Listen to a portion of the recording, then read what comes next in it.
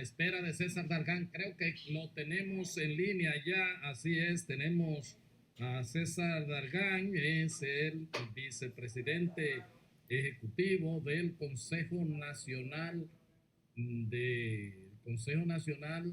para la Empresa Privada. Todavía, porque yo soy medio retirado, pues yo todavía yo era reportero cuando el Consejo Nacional de Hombres de Empresas, o sea que es los años. Eso es machismo. Bueno, medio por eso se cambió, tú me entiendes. Saludos César, Miguel Tavares, Jaime Rincón y Héctor Herrera aquí, agradeciendo tu participación en este espacio. Muy buenas tardes, amigo Héctor, Miguel, Jaime, un placer estar con ustedes en este imperio de la tarde. ¿Cómo no? Quisiéramos que nos dé pues una panorámica de cómo anda ya la situación económica, cómo anda la recuperación, cuáles sectores de los pocos que quedan que no han arrancado, y estoy hablando por la situación que se creó con respecto a la pandemia del coronavirus, no solamente por los efectos sanitarios que ha causado, sino pues por el cierre que provocó y cómo marcha la actividad productiva. Definitivamente este ha sido un año de muchos cambios y he tenido, Héctor, la oportunidad de conversarlo contigo en diferentes etapas y en diferentes espacios. El año pasado, en marzo, nos vimos sorprendidos por una crisis de dimensiones mayores que detuvo toda la actividad y que las condiciones de la misma, una situación sanitaria, todavía siguen presentes. Ahora bien, el país ha ido adaptándose a esta realidad y así como tuvimos, por ejemplo, una detención completa de la actividad económica terminando el segundo trimestre del año pasado y el tercer trimestre, lo que generó una altísima cantidad de trabajadores suspendidos, que en algún momento llegó a alrededor de 750,000 trabajadores, prácticamente todos los sectores afectados. Hoy en día hemos visto que poco a poco, en la medida que se ha podido al menos iniciar un plan de vacunación, avanzar con las pruebas y tener mecanismos más efectivos de contención de la situación, la actividad económica se ha ido regularizando. Sectores que nunca prácticamente cerraron, como la industria o el comercio o los servicios, han seguido sus operaciones. Posiblemente los más afectados lo seguirán siendo el sector turismo, que no solamente dependemos de factores internos, sino también de qué ocurre fuera de aquí. Y muchas micro y pequeñas empresas que viven del día a día y que esta situación irregular las ha afectado. Ahora bien, las expectativas son de que esto siga mejorando y podamos volver a la nueva normalidad muy pronto. Bueno, entonces se puede decir que prácticamente, y salvo el sector turismo, los empleos que se perdieron en la economía casi en su totalidad se han recuperado, insisto, salvo el caso del sector turismo. Sí, a mí me gusta basarme en las cifras oficiales y así como mencioné que en algún momento el año pasado había alrededor de 750,000 trabajadores suspendidos, es decir, en fase 1, más una cantidad importante en el fase 2 que superaba el 1,000,000 de trabajadores. Hoy las cifras oficiales hablan de alrededor de menos de 40,000 trabajadores suspendidos. Entonces esto es trabajo formal, estos son empleos formales que no se perdieron, sino que se interrumpieron y ya se han ido recuperando. Hay otra cantidad de trabajadores informales importantes también que ahí ha estado, pero no estamos a plena capacidad, pero sí hemos notado una mejoría en los últimos meses. Como no, hay proyecciones de Banco Mundial, Fondo Monetario Internacional, de crecimiento sobre 5%, obviamente con respecto a la caída del pasado año, que tuvimos un 6 y tanto de caída del Producto Interno Bruto. El gobernador del Banco Central dice que podríamos estar sobre el 6%. Esos números, ¿tú crees que son posibles? Y digo, ¿tú crees? Porque al fin y al cabo es sobre todo en esa parte de la economía que ustedes como empresario pues manejan, que se puede consumar o no el crecimiento de la economía. Lo que tú ves puede al final de este año podríamos andar por ahí creciendo entre 5 y 6% del PIB. Mira, es una agradable coincidencia y optimista visión la que muestran los organismos internacionales y las propias autoridades locales. Desde el CONEP hemos tenido la oportunidad de tener diálogo con estos organismos y con el Banco Central y todos coinciden con esa proyección. Ahí quizás hago una pausa y lo comparo con lo que está ocurriendo en el resto del mundo. Y a diferencia de muchos otros países que posiblemente la recuperación sea más lenta, la República Dominicana ha basado su modelo de desarrollo en una diversificación de la economía. Y si bien es cierto que hay sectores afectados y muy afectados todavía en estos momentos y a futuro, no menos cierto es que hay otros sectores que han venido dando la cara y permiten que esa reactivación se produzca de una manera más rápida. Por eso esa resiliencia que hemos mostrado como país en gran parte se debe a esa diversificación de la economía. Ojalá esas proyecciones podamos cumplirlas. Somos realistas y entendemos que todavía dependemos de muchas cosas que ocurran, el nivel de contención que tengamos de la pandemia aquí, cómo podamos avanzar con el Plan Nacional de Vacunación, qué ocurra fuera de aquí, porque en determinados momentos no solamente es lo que está pasando aquí, sino cómo cierran otras fronteras y se toman otras decisiones en otros países. Pero hemos visto cifras alentadoras. El mes pasado, por ejemplo, la Dirección General de Aduanas hablaba de un récord de exportaciones de sobre los $1.000 millones, que nunca antes se había tenido. Entonces, en la medida que estos indicadores se muestran positivos, pues las proyecciones son esas. Y todo lo que queremos es pasar de los números y las cifras frías a que se mejore la calidad de vida de todos los dominicanos. Y un crecimiento de la economía debe conllevar una generación de empleos y mejorar la calidad de vida de todos los dominicanos. Bueno, César, el presidente ha hablado de que este año pues se proyecta, ¿no?, hacer la consabida reforma fiscal. Ustedes como, diríamos, como agrupación, ¿no?, del gran empresariado, ¿hacia dónde ustedes creen que puede ir esta reforma fiscal? Bueno, por muchas razones ya es el momento, efectivamente, como menciona el presidente, de que este tema se coloque en el debate nacional. Una de ellas es que es el compromiso siguiente a los establecidos en la Estrategia Nacional de Desarrollo y finalmente pudimos suscribir un pacto eléctrico que de por sí aborda los problemas neurálgicos en uno de los sectores que genera el principal déficit del país, el sector eléctrico. Entonces, habiendo cumplido la firma del pacto eléctrico y ya teniendo un pacto educativo, pues lo que queda es una reforma fiscal. El enfoque dependerá de muchas circunstancias.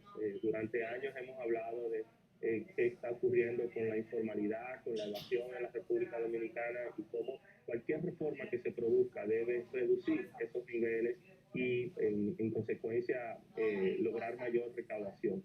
Pero asimismo, en dónde se encuentra el gasto y cómo se focaliza el gasto en áreas que realmente tengan un retorno para ese desarrollo. Entonces, no es una discusión pura y simplemente de más impuestos o dónde o cómo lo hago, sino más bien de cuál es la República Dominicana que nosotros queremos construir en el mediano y largo plazo, cuáles son los recursos que se requieren y de dónde vienen esos recursos. Entonces, es una discusión compleja, en la mejor disposición una vez que el presidente realice la convocatoria de participar. Hemos iniciado consultas internas y en su debido momento pues estaremos compartiendo las propuestas. Bueno, dicen los líderes del sector sindical que han tenido pues situación que le ha afectado a los trabajadores y bueno, que alza de los precios de la canasta familiar y que aún conociendo la situación de la pandemia, pero que ellos entienden que hace 2 años ya se tuvo el último o el más reciente ajuste salarial y que ellos, bueno, pues van por eso. ¿Tú crees que en el contexto actual se puede entrar a ese tipo de discusión y las empresas están en condiciones de aplicar un reajuste salarial? Mira, no es que se quiera o que se pueda, es que estamos llamados a acudir al Comité Nacional de Salarios, que debe cada 2 años establecer estas tarifas de salarios mínimos y como referencia para los diferentes subsectores de la economía. Es decir, eso corresponde este año. Iremos al Comité Nacional de Salarios con con la mayor apertura y disposición de conversar en torno a qué es posible hacer. Yo debo reconocer también, Héctor, de que en estos momentos existe una muy fluida relación entre empleadores y los representantes del sector sindical. Hemos conversado de las circunstancias en las que nos encontramos, más que en torno a las expectativas que se pueden haber generado, en torno a cómo también debe, de una forma u otra, establecer criterios más específicos dentro del comité de salario. No puede ser de que esto sea una pesadilla, que acudamos a una carnicería cada 2 años para discutir y establecer los salarios mínimos, sino que con criterios específicos podamos tomar las decisiones. O sea que una vez se ha convocado el Comité Nacional de Salario, que debe ocurrir en los próximos meses, estamos seguros que esa conversación va a fluir de manera positiva. Bueno, César, el tema de la deuda externa, 70% del PIB, dicen la gente de CRES, que hemos conversado con ellos, que lo que quizás más preocupa es que entre el 28 y el 30% de los ingresos tributarios, los ingresos fiscales, se están yendo al pago solamente de los intereses. ¿Qué podemos hacer? Y bueno, pues se incrementó, por supuesto, ahora con la pandemia, pues caen las recaudaciones y se incrementa el gasto social, sobre todo. ¿Qué podríamos hacer a mediano plazo para evitar que sigamos esa tendencia y que podamos mejorar ese comportamiento de la deuda externa? En primer lugar, nosotros no podemos tomar el último año como un año de referencia. Han sido condiciones extraordinarias que todavía se mantienen y ha conllevado una reducción de los ingresos por parte del Estado y asimismo un gasto adicional en estos programas de subsidio, de emergencia y de respuesta a la crisis. Eso combinado con una reducción de la actividad económica, por lo cual el porcentaje del Producto Interno Bruto que se toma como referencia también es mayor. Entonces, sí, previo a la crisis veíamos una tendencia que los organismos internacionales señalaban con preocupación de un aumento de esa crisis, de esa deuda y sobre todo qué porcentaje se iba en el pago tanto del capital como de los intereses. Ahora bien, en este último año han sido medidas necesarias. Si vemos y comparamos con otros países, han comprometido aún una porción mayor de su Producto Interno Bruto para lograr que no colapse la economía. Si bien la prioridad es la salud, lo menos cierto es que un asfixia económico tiene consecuencias muy perjudiciales. Entonces lo que tenemos es que generar las condiciones para superar esta etapa de crisis y en una discusión posterior podríamos hablar, como durante mucho tiempo se ha venido diciendo, de límites o topes o enfoque de la capacidad y calidad de la deuda que nosotros tenemos y cómo manejar esta situación. Bueno, el otro tema es la seguridad social, el tema de las pensiones y bueno, también los enfrentamientos entre el sector médico y ARS, el tema del pago de los servicios que dicen que están frisados en los últimos 10 años. ¿Qué podemos seguir haciendo para tener una seguridad social, que el concepto primordial sea el que le caracteriza, la solidaridad? Hay varios conceptos que caracterizan nuestro sistema. La solidaridad es uno de ellos, la universalidad y el alcance a toda la población es otro. Nosotros debemos recordar de que nuestra ley de seguridad social viene del año 2001, es decir, ya cumple 20 años, aunque su implementación ha sido escalonada en cada una de las áreas. Evidentemente, el sistema de pensiones, el sistema de salud y la propia gobernanza de la ley han traído avances a la República Dominicana, pero no menos cierto, también han mostrado debilidades o áreas de mejoría que pueden aplicarse en el tiempo. En ese sentido, una reforma integral de la Ley de Seguridad Social es lo más aconsejable. Entender que medidas precipitadas y en algunos casos populistas que atenten en contra del sistema pueden resultar ser más perjudiciales que la situación difícil misma que estamos viviendo. Por eso, lo que hemos planteado es una discusión integral de la ley, la que no se desbarate, no se destruya un sistema que ha costado dinero y esfuerzo construir, sino más bien que se produzcan las adecuaciones necesarias. El sistema nuestro no es perfecto, tiene muchas debilidades tanto en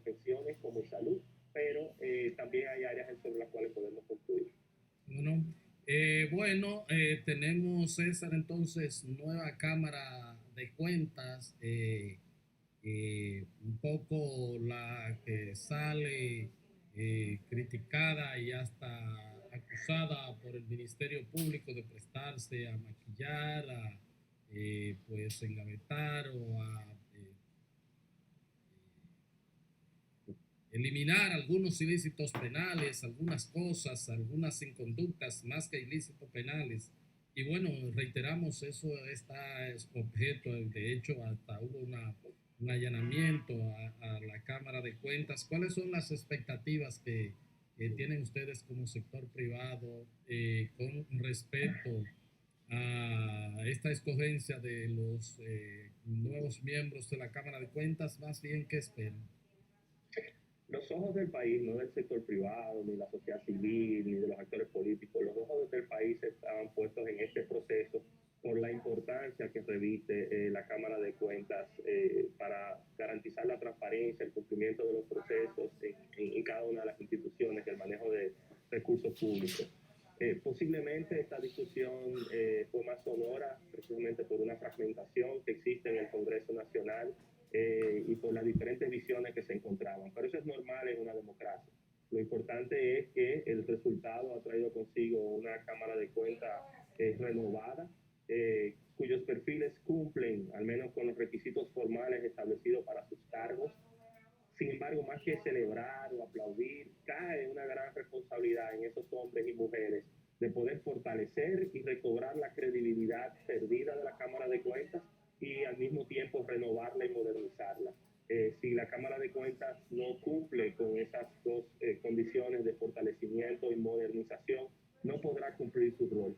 Por eso lo que debemos es esperar a que al asumir sus cargos estos nuevos incumbentes cumplan con ese mandato y esa gran responsabilidad que tienen por delante.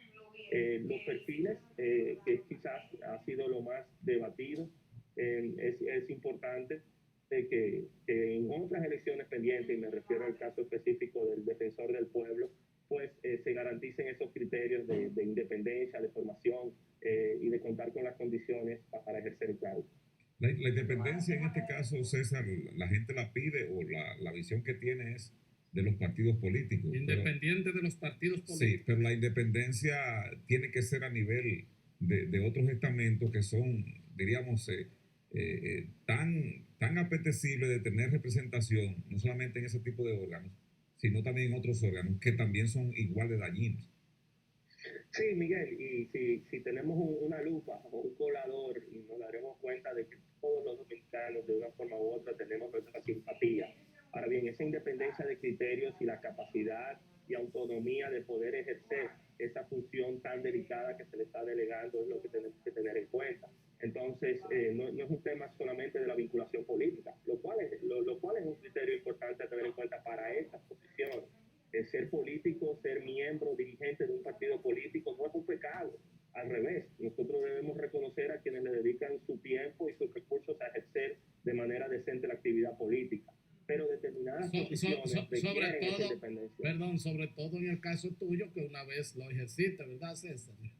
Y a mucha honra, y no me arrepiento. Y miro a los que ejercen la actividad política pues con admiración. Como todo, hay excepciones, pero creo que son más los buenos que aquellos que no tienen las condiciones para hacerlo. ¿Cómo no?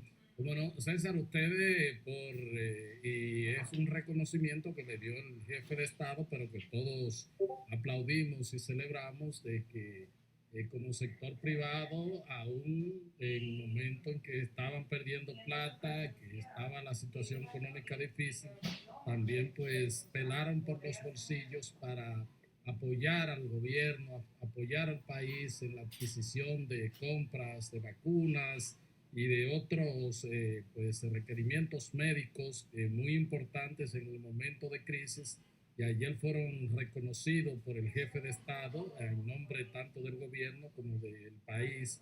Y bueno, la situación es que ustedes siguen también, además de estar pendiente a la recuperación económica, también como parte dispuesto a este tema de ver cómo sigue marchando este proceso de vacunación y de y de que se controle y se pueda inmunizar totalmente a la población, porque ustedes han estado involucrados directamente en eso, inclusive aportando recursos económicos. Esta ha sido una situación que ha desbordado todas las expectativas que teníamos en torno a la misma. Y si no superamos esta crisis sanitaria de manera conjunta, toda la otra conversación que hemos tenido quedaría relegada a un segundo plano. Nuestras intervenciones han tenido lugar en 3 etapas. Hemos podido trabajar con las autoridades anteriores y con estas autoridades. En una primera etapa movilizamos recursos para el fortalecimiento de la capacidad de respuesta sanitaria. Recordemos que en el mes de marzo del año pasado, hasta comprar una mascarilla o acceder a las pruebas, equipos de protección personal, ventiladores, era una crisis. Movilizamos recursos con los aportes de empresas privadas que superaron los 1.000 millones de pesos, y sobre las necesidades que habían sido identificadas con las autoridades se realizaron las compras y se donaron estos insumos. En una segunda etapa, a partir del mes de agosto, hemos colaborado con la gestión del presidente Luis Abinader para acceder a vacunas, y de hecho la primera contratación realizada con AstraZeneca, el inicial de alrededor de casi 500 millones de pesos, fue aportado por empresas privadas. Y ahora en esta última etapa hemos gestionado un fondo adicional con los aportes de empresas del sector salud, y estos se han destinado a la compra de los insumos requeridos para el Plan Nacional de Vacunación por un monto similar, desde las jeringuillas, los equipos de protección personal, hasta la adecuación de la planta física del propio país. Entonces, todo esto se ha hecho de manera sin ningún interés más que el lograr garantizar la salud de todos los dominicanos y que superemos esta etapa de la crisis. Es decir, Adición al dinero o a los recursos disponibles, yo creo que ha sido también una gran cantidad de horas de trabajo, de intercambio de información, de transferencia de tecnología, trabajando como un equipo todos de la mano. Y eso ocurrió ayer en el Palacio Nacional cuando conversábamos con el presidente Luis Abinader. no, es decir que, bueno, porque todo se puede decir, ustedes se llevan su crítica, es decir que alrededor de 2.000 millones de pesos ha recaudado entre sus miembros el sector privado para dedicarlo a enfrentar la pandemia desde el inicio hasta estos días. Es correcto, es correcto. ¿Cómo no? Bueno, pues muchísimas gracias, César. Ya la próxima vez tendremos la oportunidad de vernos en la televisión. Desde ahora te pido que no te pierdas el próximo domingo al programa de Agenda, porque ahí logré un peje que hacía mucho que quería pescarlo y no podía conseguirlo. ¿Y quién es? ¿Nos va a dar una orejita? Celso Juan Marrancini, presidente de la Asociación de Industrias, nos va a estar acompañando, y bueno, vamos a discutir estos y otros temas, así que espero tenerte como televidente. Bueno, Héctor, te reitero mi amistad y siempre agradecimiento y reconocimiento a tu profesionalidad. Miguel, qué bueno también conversar esta tarde contigo. Muchas gracias, Bueno, César. gracias, muchas gracias a César Dalgán, director ejecutivo, vicepresidente del Consejo Nacional para la empresa privada CONEP. Ahí tenemos entonces ya una panorámica, se puede decir, de todos los temas de actualidad, tanto de la economía, la pandemia, política y todo del sector empresarial.